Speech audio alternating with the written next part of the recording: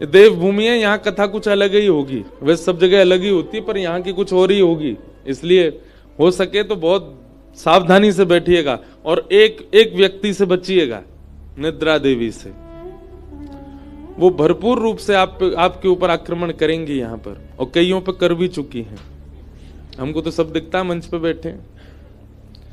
आपकी जिम्मेवारी है, अगर आपके बगल वाले को निद्रा देवी आ रही है तो कथा में कोहनी मारने में आपको दोष नहीं लगेगा, उसको उठा दीजिए। उठ जाग मुसाफिर भोर भई, अब रैन कहां जो सोवत है। जो सोवत है सो खोवत है, जो जागत है सो। ये तो जगवे को स्थान है, ये सोवे को नहीं है, ये संसार से उठाने का स्थान है। तो तीन बातें, विश्वास, अनुभव और प्राप्ति। ये तीन सिद्धि हैं भगवत प्राप्ति की। गंगा जी से अभी अभी प्रेरणा में ये उत्तर मिला है। सबसे पहला विश्वास। विश्वास क्या करना है कि ठाकुर जी परम सत्य हैं। आपने जिस समय ठाकुर जी के प्रति सत्य का विश्वास कर लिया तो दूसरी सिद्धि अपने आप चढ़ जाओगे। क्या? चैतन्य का अनुभव। अनुभव किसे कहते हैं? जैसे आप लोग हिल रहे हो, डुल रहे हो, बैठे हो, खड़े हो, नाच रहे हो, खा रहे हो, पी रहे हो, ये क्या है? अनुभूति हो रही है, मुझे अनुभव हो रहा है। गंगा जी के स्पर्श से हवा बड़ी शीतल शीतल बह रही है, कैसे अनुभव हो रहा है? मेरी त्वचा को अनुभव हो रहा है। अभी हमारे सामने राधा रमन जी बैठे हैं, एक लाली के। ये राधा रमन जी कैसे? ऐसे ही खड़े, और 2-4 घंटे ऐसे ही खड़े रहेंगे। क्यों? क्योंकि पहली सिद्धि हमने चढ़ी नहीं है। क्या? विश्वास नहीं किया अभी। क्या? कि ये परम सत्य है। जैसे हम विश्वास करेंगे ये परम सत्य हैं, तो दूसरी सिद्धि का अनुभव होगा। अनुभव होगा कि ये चल रहे हैं, फिर रहे हैं, हंस रहे हैं, दांत दिख रहे हैं, बैठ रहे हैं, हाथ सीधे कर रहे हैं। ये दूसरा रूप है ठाकुर जी का। तो विश्वास करो कि ये सत्य हैं, भगवत प्राप्ति की, जिसमें सबसे पहले विश्वास क्या करना है कि ये सत्य है। आपने सत्य का विश्वास कर लिया तो दूसरा क्या होगा? चैतन्य का अनुभव, कि साक्षात चैतन्य, जड़ नहीं है ठाकुर जी। जैसे हमारी त्वचा है, जैसे हमारे गाल हैं, जैसे हमारी आंख है, जैसे हमारी नाक है, ऐसी अनुभूति होने लगेगी। ठाकुर जी के भी ऐसे ही हैं। और इन सब से तीसरा क्या होगा? आनंद की प्राप्ति।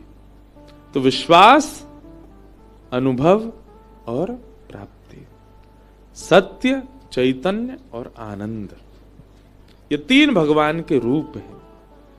विश्वास तो आपको करना पड़ेगा, बिना विश्वास के इस भाव में आप प्रवेश नहीं कर पाओगे। दूसरी बात, ठाकुर जी के 3 गुण हैं। कौन कौन से 3 गुण हैं? उत्पत्ति, पालन और प्रलय। इस संसार को बनाना, इसका पालन करना और इसका लय कर देना, ये ठाकुर जी के 3 गुण हैं। विश्वोत्पत्त्यादि हेतवे। जैसे एक बालक छोटा होता है, मिट्टी का कुछ बनावे, फिर उसका कुछ दिन पालन करे, और एक दिन उसका दिमाग ऐसा होता है वो खुद के पैर से ही उसको तोड़ देता है। खिलौना खरीदने के लिए माता पिता से जिद करे, फिर उस खिलौने की देखभाल करे, और एक दिन खिलौना ही तोड़ दे। ऐसे ही ठाकुर जी पहले सृष्टि को बनाते हैं, उसका पालन करते हैं, और एक दिन संहार कर देते हैं। तापत्रय विनाशाय। 3 प्रकार के ताप होते हैं। ताप मतलब दुख, आदि दैविक, आदि भौतिक, आध्यात्मिक। इन तीनों तापों का जो विनाश करते हैं, जो नाश करते हैं। तापत्रय विनाशाय श्री कृष्णाय वयं नुमः। ऐसे श्री कृष्ण को हम बारंबार प्रणाम करते हैं, नमन करते हैं।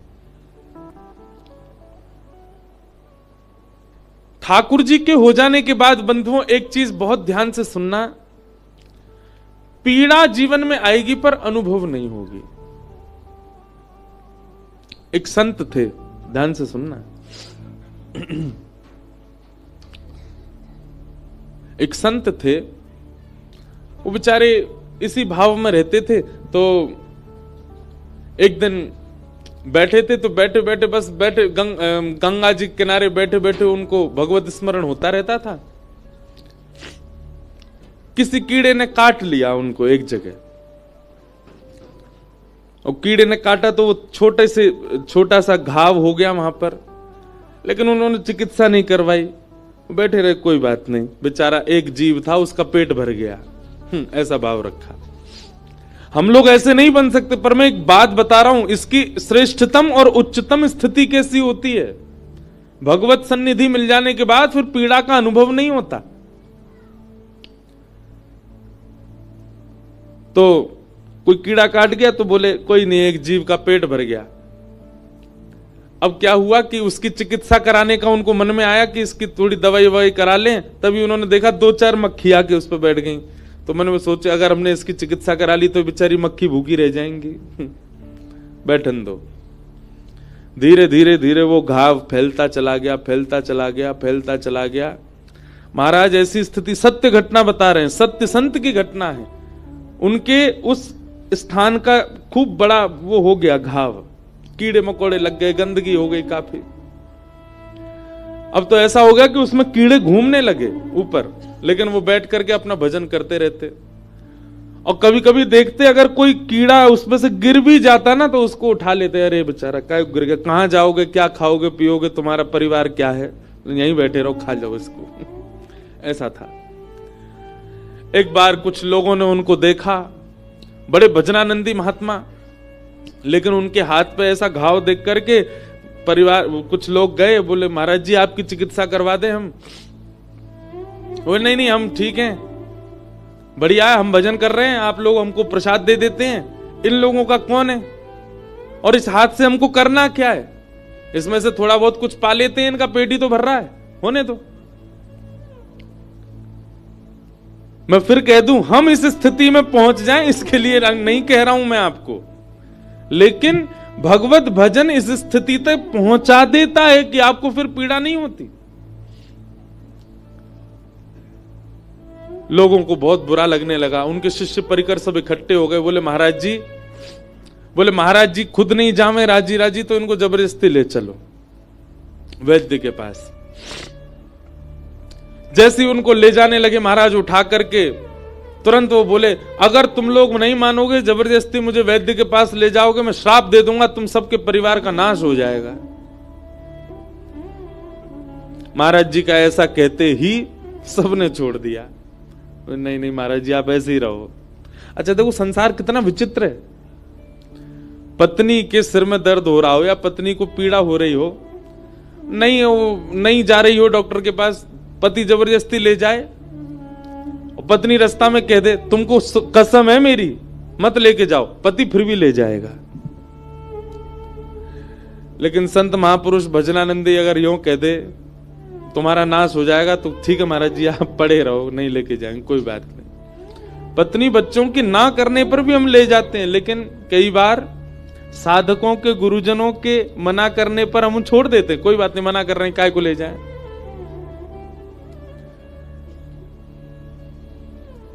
छोड़ दिया सबने उनको। अभी तो महाराज जी बड़े नाराज हो गए, बोले तुम लोग ले जा रहे हो वैद्य के पास और मुझे जाना नहीं है। तुरंत उन्होंने क्या किया, गंगा जी में प्रवेश कर गए और कंठ भर गंगा जी में बैठ गए। सब लोग बाहर से याचना करें महाराज जी आप बाहर आ जाओ। महाराज जी बोले मैं क्रोध में हूं, मुझे छेड़ो नहीं, बैठे रहो। 1 दिन 2 दिन 3 दिन 4 दिन बीत गए, गंगा जी में बैठे रहे। किनारे पर लोगों की भीड़ लग गई, बोले महाराज जी को घाव हो गया, डॉक्टर के पास ले जा रहे थे तो गुस्सा में गंगा जी में चले गए। अब पानी से ना जाने उस घाव का क्या हुआ होगा।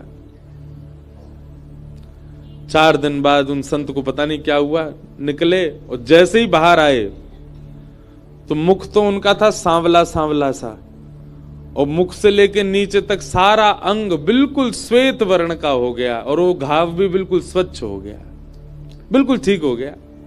बाहर आए, सबने कहा बोले महाराज जी आप तो काया पलट करवाया है अपना, चरणों में प्रणाम किया। बोले घाव कैसे ठीक हो गया? बोले गंगा जी जाने।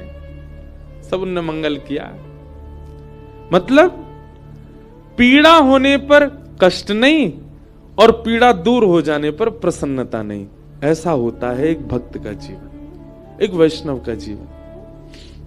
हम इस स्थिति में तो नहीं जा सकते, हमको तो न कोई सुई चुभ जाए, चींटी काट जाए तो हम भागें, पर कहीं ना कहीं भजन आप कर रहे हैं और वो भजन आपको फलीभूत हो रहा है, उसका ये प्रमाण है कि संसार की पीड़ा आपको पहले से कम कष्ट देने लगे। समझ जाओ भजन लग रहा है,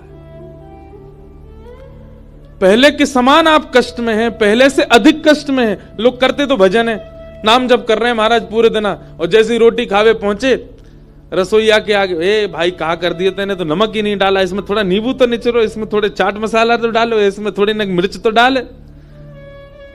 जीव का चटोरापन नहीं जा रहा और करते भजन है, वो भजनानंदी नहीं है। वस्त्र पहन लिए तो दर्जी की क्लास लगा देते, नहीं यहां तो ये बढ़ा दियो, तेने यहां तो यूं कर दियो। हम सत्य बताएं अपनी बात, हमारे पंडित जी यहां नहीं आए हैं बेचारे, लेकिन ऐसे प्रेमी पंडित जी हैं, वो कई बार अपनी बगलबंदी पहना के भेज देते हैं हमको। हाथ कस गए, यहां से कमर कस गई, और ऐसे कितनी बार कथा करके आ चुका हूं मैं। कितनी बार तो यहां से बगलबंदी फटी होती, किसी को पता भी नहीं होता, 5-10 हजार प्रणाम और कर जाते हैं लोग, बाद में पता चली पीछे से फट रही है। अद्भुत है हमारे महाराज जी। लेकिन पहले फर्क पड़ता था, अब नहीं पड़ता।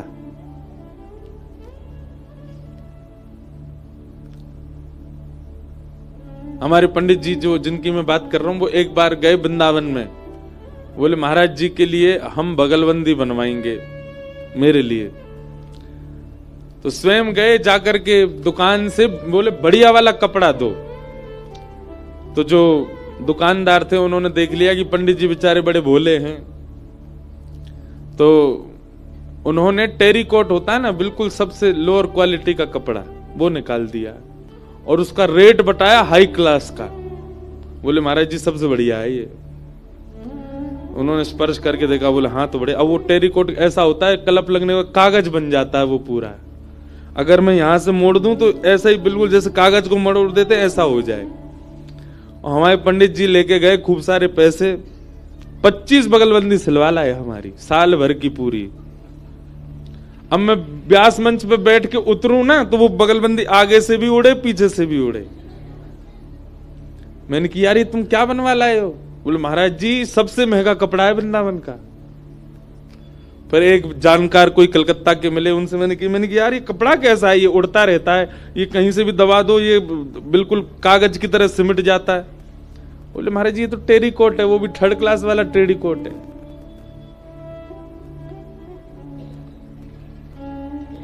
तो कथा सुनते सुनते सुनते सुनते ऐसी स्थिति हो जाती है, सुख दुख का ज्यादा आभास नहीं होता, ज्यादा पता नहीं लगता, फिर सम होने लग जाता है हमारा स्वरूप। मुख धोया है कि नहीं, बाल काढ़े हैं कि नहीं, कभी कभी ऐसी स्थिति भी आ जाती है। समत्व चित्त में प्रकट कर देता है भगवत भजन। न पीड़ा आने पर ज्यादा कष्ट होता है और न सुख आने पर ज्यादा प्रसन्नता होती है। समभाव। कोई माला पहना दे तो उसकी ज्यादा हाजी हजूरी नहीं, कोई गारी दे दे तो उससे निंदा नहीं। अगर ऐसा स्वभाव आपका धीरे धीरे बन रहा है तो आपका भजन लग रहा है, और लग नहीं रहा आपका भजन ठाकुर जी स्वीकार कर रहे हैं। लेकिन ना तो स्वभाव बदला, ना व्यवहार बदला, ना चित्त की स्थिति परिवर्तित हुई, राग द्वेष में अभी भी पड़े हुए हैं, तो आप भजन छोड़ दीजिए, आपके लिए भजन नहीं है।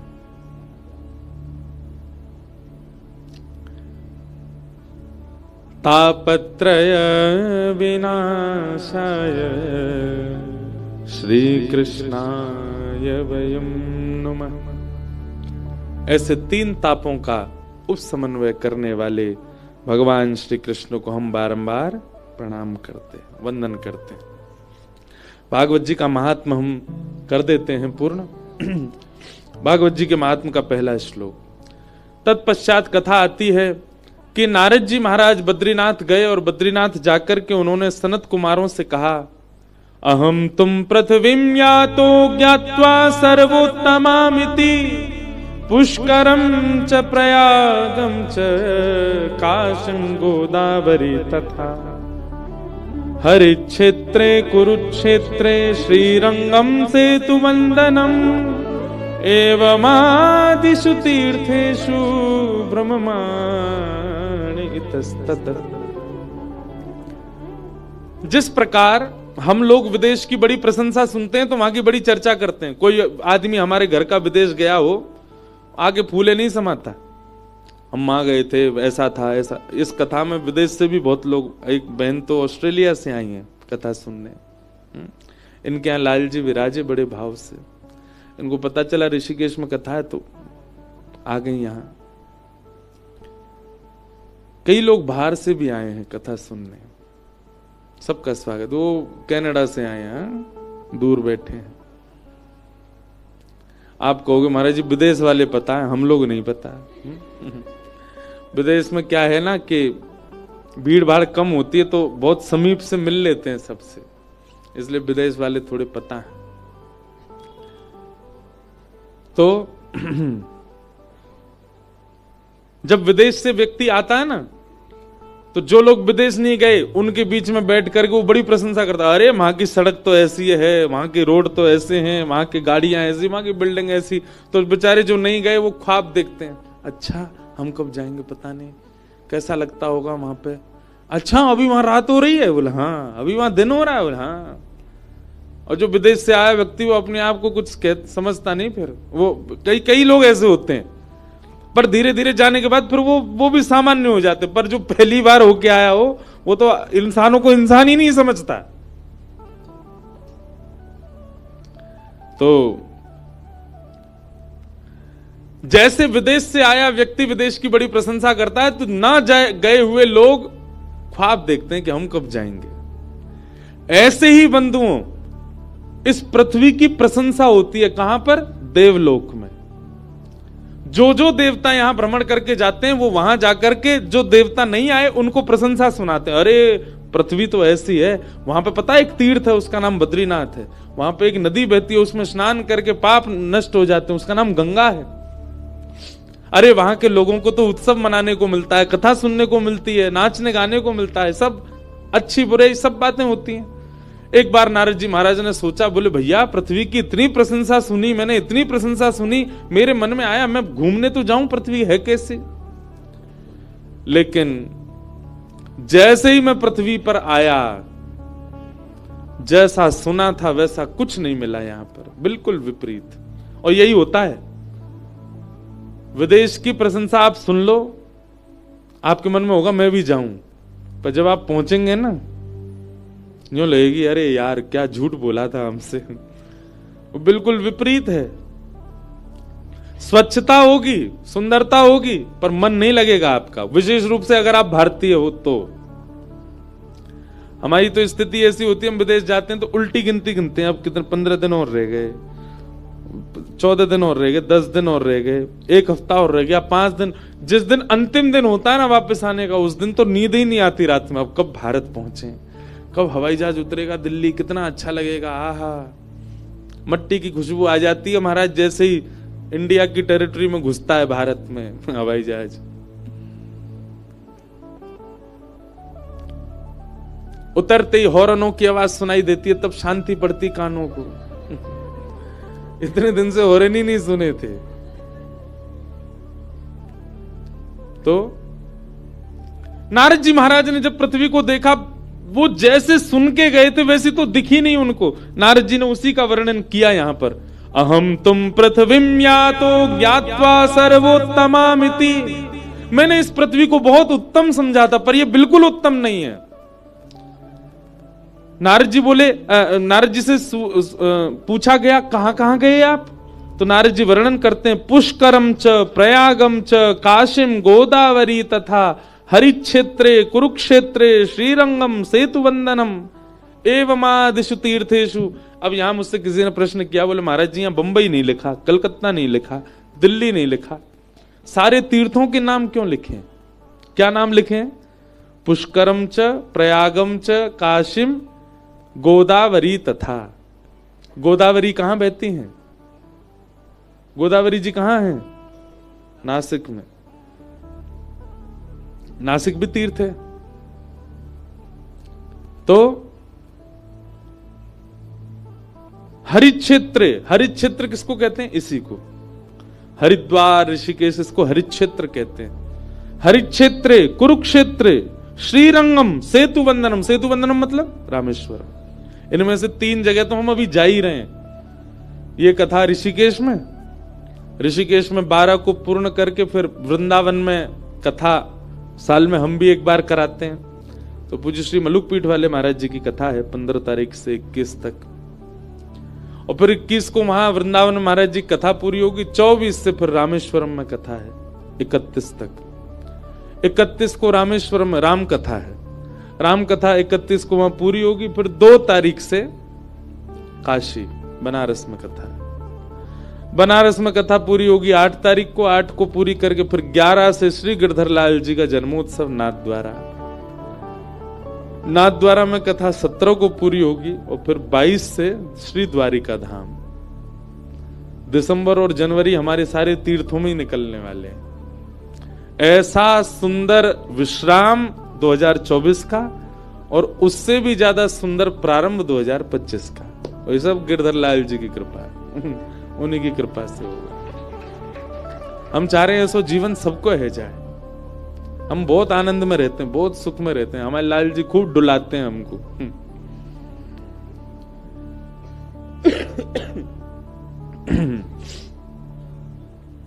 नारद जी तो प्रश्न उठा कि यहां पे तीर्थों का नाम क्यों है?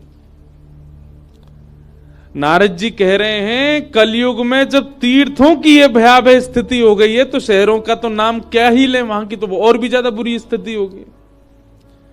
तीर्थों का नाम इसलिए लिया भैया, तीर्थों में जब इतनी भयावह स्थिति है तो ये तो तीर्थ हैं, शहरों का तो जाने क्या हाल हो रहा होगा। नारद जी महाराज ने यहां सब बताया। मंदासु मंद मतयो मंद भाग्यायुपद्रुता पाखंड निरताम संतो,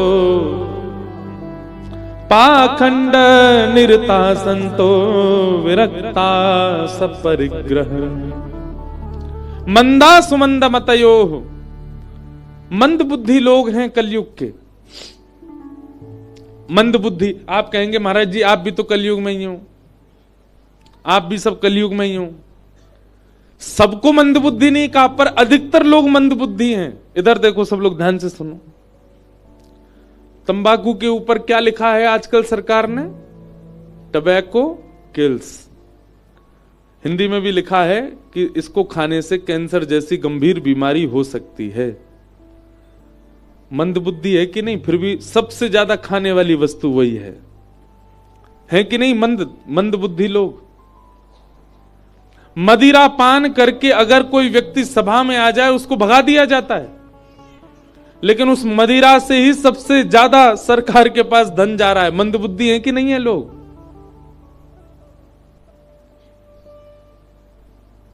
लोग इस प्रकार तक मंद बुद्धि में जा चुके हैं कि अब क्या बताएं हम आपको, कहां तक पहुंच रहे हैं लोग।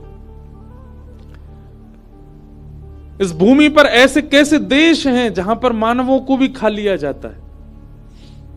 हमने एक अपने पॉडकास्ट में एक बात कही थी कि कलयुग का अंत, कलयुग का प्रारंभ इतना खतरनाक है तो कलयुग का मध्य कितना खतरनाक होगा, और अंत की तो सोचो ही मत। मन में एक भावना आई थी कि ऐसा कलयुग में समय आएगा कि जब हम लोगों को, घर के लोगों को पता चलेगा ना कि हमारा कोई वयोवृद्ध अब बेचारा बूढ़ा हो गया, अब इसकी मरणासन अवस्था हो गई, तो हम लोग मन में विचार करेंगे इसका भैया 1-8 करोड़ रुपया मिल जाएगा, इसको रेस्टोरेंट में बेच के आए, कुछ लोग इसको भी पालेंगे। ऐसा भी समय आएगा कलयुग में कि लोग मानवों को ही खा जाएंगे, क्योंकि जानवर तो बचेंगे ही नहीं। धीरे धीरे सबकी तादाद कम होती जा रही है। केवल मानव ही बढ़ता जा रहा है सब जगह।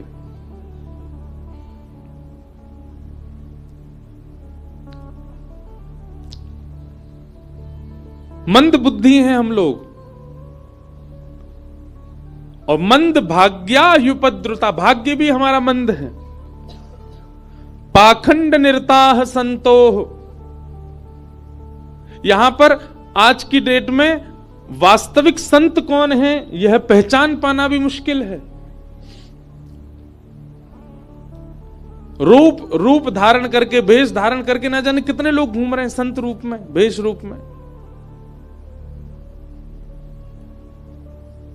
एक सुंदर पद है, मुझे याद नहीं है, शायद कल सुनाऊं कथा में, शायद भगवत रसिकदेव जी का पद है। भेषधारी हरि के उर सारे, भेष धारण करने वालों की संख्या ज्यादा है, वास्तविक संत बचे नहीं है अब भारत में। वो बात नारद जी यहां कह रहे हैं। और क्या कह रहे हैं? कन्या विक्रयणो लोभात दंपति नाम च कलकनम। एक विवाह का क्रम कन्या विक्रय बन चुका है। लड़का जितना ज्यादा पढ़ा लिखा होगा उतनी महंगी कन्या मिलेगी। भागवत जी में इसका उल्लेख कर दिया। कई घर के लोग तो बच्चों को पढ़ाते ही इसीलिए, पढ़ लिख के अच्छा बन तो अच्छे घर की बहू लड़की आवे, ज्यादा दहेज लेके आवेगी। हम तो पूरी दुनिया में घूमते हैं, कई जगह ऐसा भी सुना गया, विवाह क्यों नहीं किया वहां पर? अरे महाराज जी हमारा बेटा जो है वो डॉक्टर है, वो लोग इतना ही दे रहे थे, डॉक्टर के हिसाब से तो इतना तो बनता है। अच्छा, इसीलिए डॉक्टर बनाए थे। कन्या विक्रयणो लोभात दंपति नाम च कलकनम। ये सब बातें नारद जी महाराज पृथ्वी पर देख रहे थे और देख करके मन को बहुत दुख हुआ। नारद जी महाराज भ्रमण करते करते जैसे ही वृंदावन पहुंचे, वृंदावन जाते उन्होंने देखा यमुना जी के तट पर एक परम सुंदरी बैठी है और उसकी गोद में 2 वृद्ध लेटे हैं। वो सुंदरी भक्ति महारानी है और गोद में उसके पुत्र ज्ञान और वैराग्य। नारद जी बोले, देवी आप मां होकर के युवा और आपके पुत्र दोनों वृद्ध क्यों?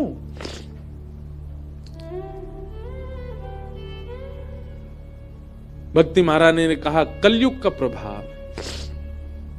कलयुग में लोग भक्त तो हैं पर ज्ञान और वैराग्य से शून्य हैं, इसलिए मेरे पुत्र दोनों वृद्ध हो गए। हे नारद जी महाराज, मेरे पुत्रों कैसे युवा होंगे? कृपा कर इसकी कोई योजना बनाइए। नारद जी महाराज ज्ञान वैराग्य की युवावस्था के लिए भ्रमण करते करते बद्रीनाथ पहुंचे। तब सनत कुमारों ने उनसे कहा, आप भागवत की कथा कराओ। नारद जी महाराज बोले, भगवान मैंने वेद पाठ सुना दिया, मैंने गीता पाठ सुना दिया। वेद पाठ गीता पाठ से जिनका कल्याण नहीं हुआ, भागवत जी से कैसे हो जाएगा? तब सूत जी महाराज, तब सौनकादि ऋषि कहते हैं, सनकादि ऋषि कहते हैं, हे नारद जी, श्रीमद् भागवत फल है और वेद वृक्ष हैं। वृक्ष से पेट नहीं भरा जाता, फल से भरता है। आप एक बार भागवत जी का आश्रय लेके तो देखिए। नारद जी ने पूछा, कहां कथा कराऊं, कैसे कराऊं? तब इसी स्थान के बारे में बताया। गंगाद्वार समीपे तू तटमानंद नामकम। गंगा द्वार यानी कि हरिद्वार। बद्रीनाथ में बैठे सनक सनंदन सनातन सनत कुमार कहते हैं, नारद जी जब आप नीचे जाएंगे तो हरिद्वार यानी कि गंगा द्वार आने से पहले एक आनंद नाम का वन पड़ेगा, जिसको ऋषिकेश कहते हैं। इसको ऋषिकेश क्यों कहते हैं? एक ऋषिका नाम की भक्ता हुई थी, उसने भगवान को पुकारा था। कई राक्षसों ने उस पर आक्रमण कर दिया, भगवत प्राप्ति के लिए तप कर रही थी। जब उस पर आक्रमण हुआ तो उसने भगवान को आर्तनाद से पुकारा, तो ऋषिका की रक्षा करने के लिए शंख चक्र गदा पद्मधारी ठाकुर जी प्रकट हुए और उसकी रक्षा की। इसीलिए उसी के नाम से ऋषिकेश। कहीं कहीं कथा आती कि उसने महादेव की आराधना की, महादेव प्रकट हुए, महादेव ने प्रकट होकर रक्षा की।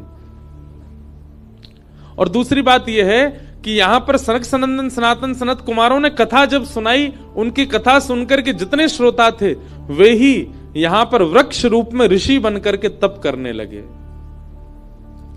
तो यहां की जितनी भी हरियाली दिख रही है, यहां की जितनी भी वृक्षों की गहराइयां दिख रही हैं, जितनी भी वृक्षों की जो विकसितता दिख रही है, ऐसा माना जाए कि यहाँ के वृक्ष ऋषि हैं और इन वृक्षों की जो ये विकसितता है यही उनके केश हैं, ऋषिकेश। मूल नाम इसका आनंद वन है। आनंद वन में कथा करो। और सनत कुमारों ने आकर के यहां कथा सुनाई, जिसमें अनेक देवता, अनेक देवी, अनेक ऋषि, अनेक महापुरुष सब पधारे। और वहीं भक्ति ज्ञान वैराग्य भी पधारे, जहां कथा सुनकर के ज्ञान वैराग्य की जर्जरता दूर हो गई। भक्ति सुतौ तौ तरणौ गृहीत्वा प्रेमैक रूपा सहसा विरासीत्। श्री कृष्ण गोविंद हरे मुरारे नाथेति नामानि मुहुर्वदन्ति। जैसे ही कथा बढ़ने लगी, कथा होने लगी, धीमे धीमे ज्ञान वैराग्य की वृद्धावस्था दूर होने लगी, भक्ति महारानी प्रसन्न होने लगी।